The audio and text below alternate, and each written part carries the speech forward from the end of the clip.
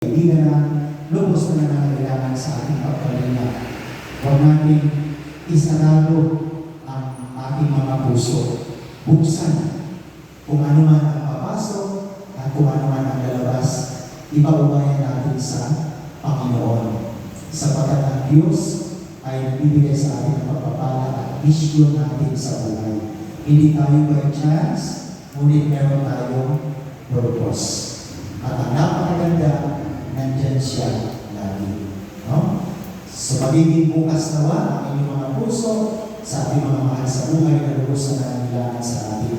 Sapagkat ang Diyos ay lagi nating kapiling ngayon at magpasawalang hanggan.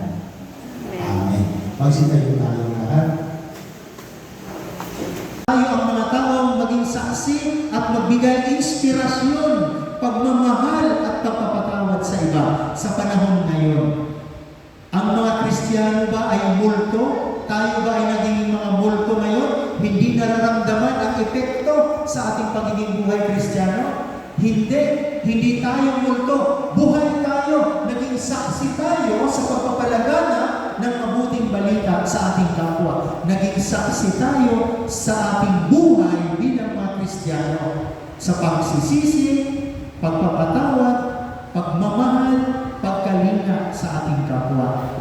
Pagiging mabuting mga anak ng Diyos. Huwag tayong papatay-patay. Buhayin natin ang salita ng Diyos.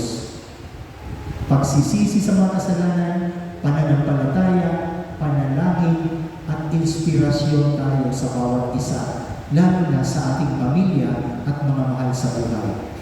Muli kong ulitin, buksan natin ang ating mga nakasarang puso at pagbabahagi ng pagmamahal sa ating kapwa. Buhay na buhay tayo sapagkat kapiling natin ang Panginoon. Sa ngalan ng Ama at Anak at Espiritu. So ito po yung recollection or post-Lenten or Easter recollection po ng mga PWD Pansol Chapter. Dito po ginawa sa aming parokya sa Holy Trinity Parish sa Pansol. At ang naging recollection master po nila ay ang magaling na si Father Ronnie Teman, isa pong SVP. At siya po yung nagbigay ng recollection. Siya na rin po yung nag-mass after ng recollection. Magaling po siyang maging speaker. Madami po siyang ibahaging mga inspirasyon at mga mensaheng at mga salita ng Diyos sa ating mga kapatid na mga PWDs. Ayan, so nakakatuwa po na marami rin sa mga members ang naka-attend. At ayan po, game na game rin si Father na makipagtsikahan sa mga umattend ng recollection at ng Mass.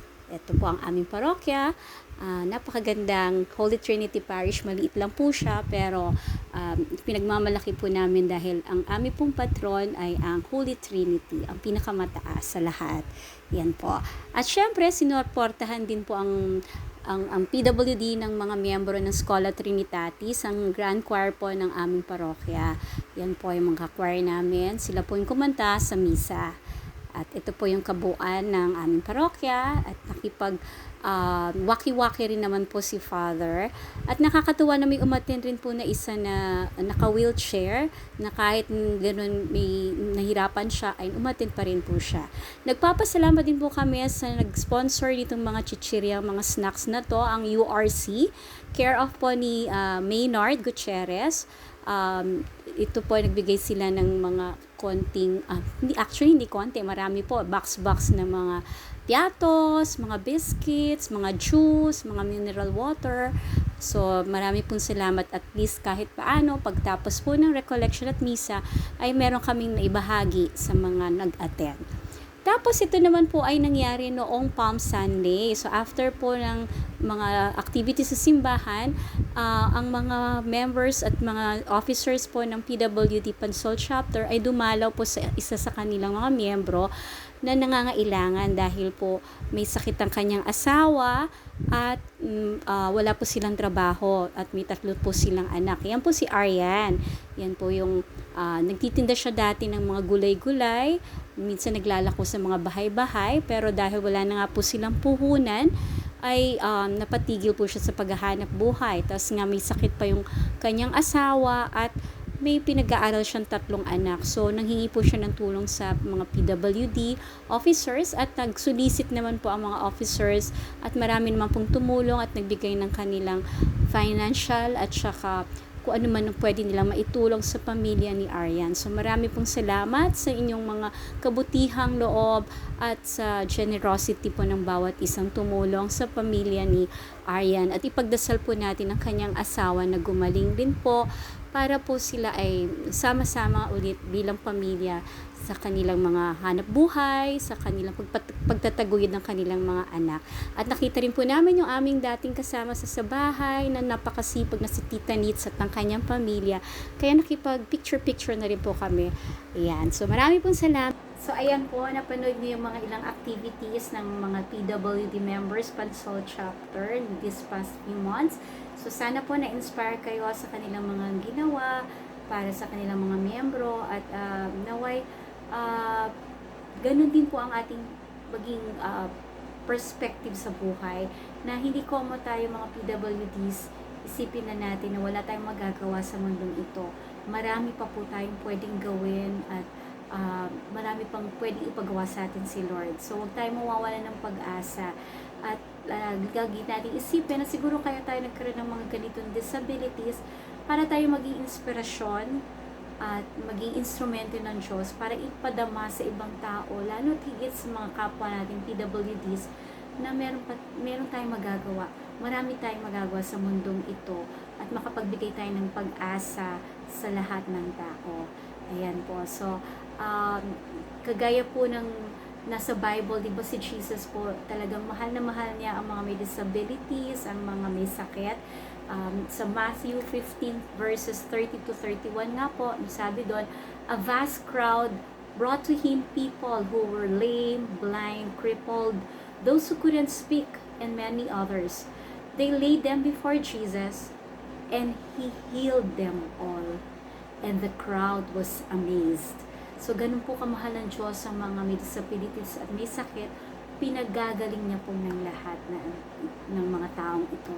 So, sana ganun din ang gawin natin sa mga taong may disabilities. Huwag natin silang ibaliwalain, huwag natin silang i-ignore, huwag natin i-despise sila sa buhay natin dahil importante po sila at madami pa silang magagawa sa mundong ito. Kaya iparamdam natin ang pagmamahal natin sa kanila at iparamdam natin na importante rin sila sa ating buhay. So, yun lang po. So, magkita-kita po muli tayo sa susunod kong vlog. So, always remember that there's nothing impossible with God and in God. So, lagi lang po tayo mag-pray at makikita po natin ang mga milagro sa buhay natin. So, God bless you po. Mama Mary loves you and I love you too. Mag-ingat po tayong lahat palagi, lalo't ngayong mainit ang panahon. So, lagi lang po tayo sa loob ng bahay kung wala naman tayong gagawin sa labas. Uminom po tayo ng maraming tubig palagi para hindi tayo ma-dehydrate. Okay po? So, ingat po lagi and huwag po tayong makakalimot magdasal palagi. Okay po? So, sayonara! Zai-chan, Shaoshin, paalam po sa inyong lahat. Bye!